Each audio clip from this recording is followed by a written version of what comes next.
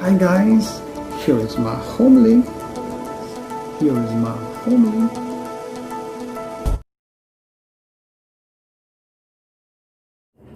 Viewers, I am 3 months old here in the most southern part of the Philippines. This place in these pandemic times have kept me to be in touch with what I have been and what I have encountered in the farm fields during my childhood years.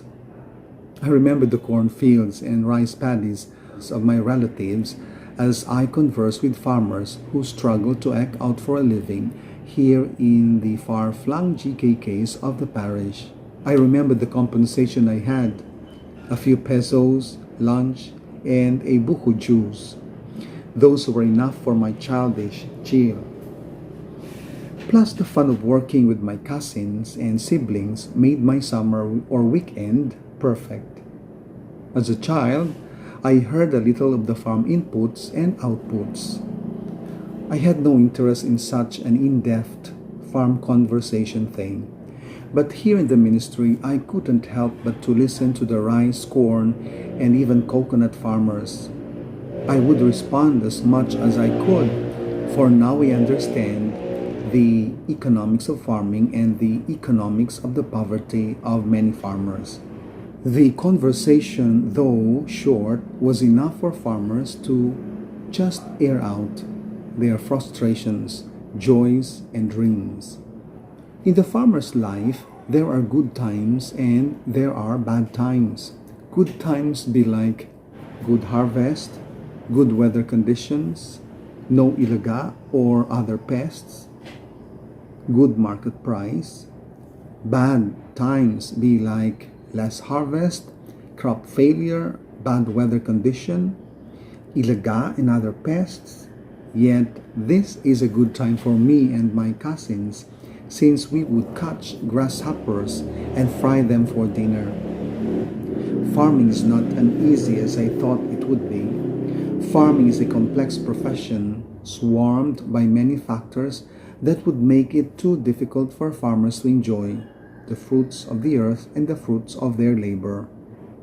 Consider the farm expenses, for example, fertilizer, pesticide, herbicides, and the seeds itself. Consider the hard labor the farmers capitalize for themselves. Consider also the weather, the price drop of the crops at harvest and selling time.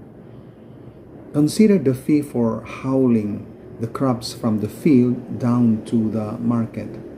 At the end of the day, farmers are left with little profit of what they could get to survive until the next harvest season.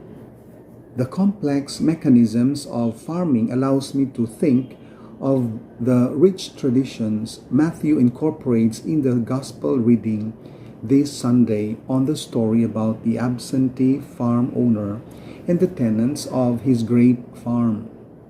One finds many interesting thoughts put into one single story. Matthew, in the words of Jesus, likened the kingdom of heaven to a grape farm whose owner left it to the tenants to care.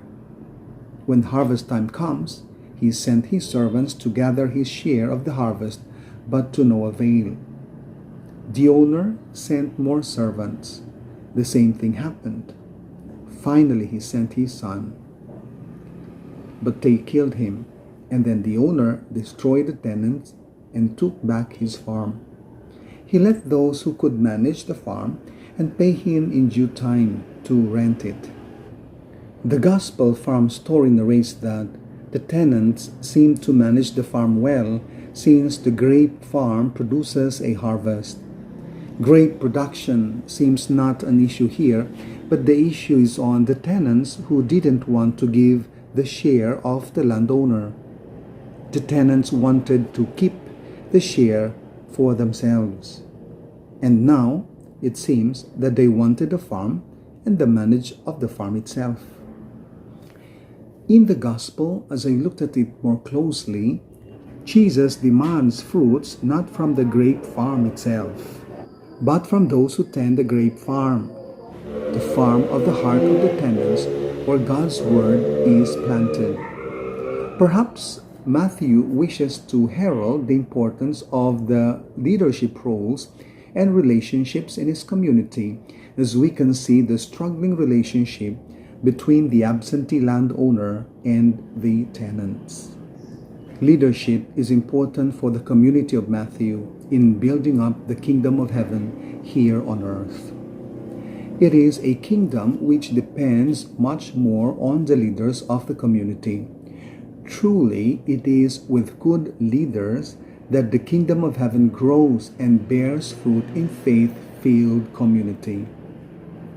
Like a scenario in the farm, God's word being planted in us and allowing it to grow in us is as complex as what farming demands.